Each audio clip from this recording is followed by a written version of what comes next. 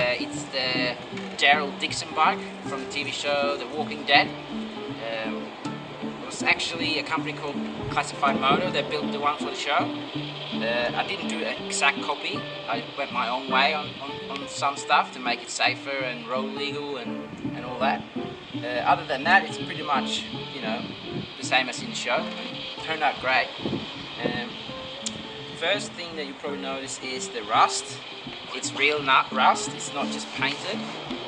The way you do it is you pour beer and vinegar, let it sit for a few days, Scotch Brite it and clear coat on top of it. So it's real rust, like you can see. It's not fake, it's proper, the real stuff. And I decided to do that. Normally when I build a bike, you know, you repaint everything, you strip everything. This one I just left it. I want it dirty, I want it real, I want it proper Mad Max looking. There's a tank is actually from a Yamaha XS650. I did my own rear loop under the seat. What else? Exhaust, just chop them off and put this nice looking grill on there. I rebuilt the brakes, put Kenda big block tyres on it, pod filters, see, real rust, real stuff.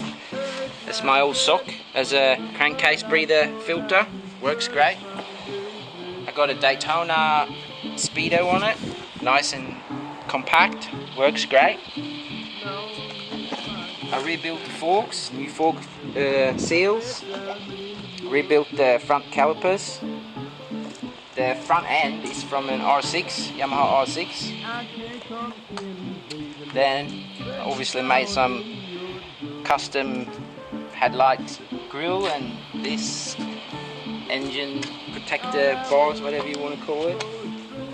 I got my own zombie hunting permit down here, only valid in New South Wales. Got bar and blinkers and a bit modern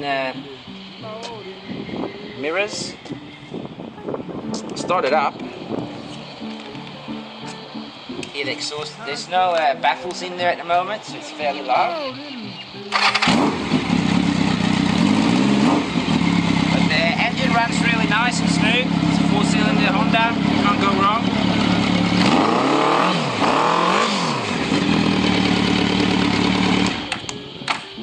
I kept the passenger foot pegs in case you want to bring someone along. This is actually the original foot pegs. I just took the rubber off and just cut little grooves in it so it's more grip when you go off-road. That's about it. Thank you for watching.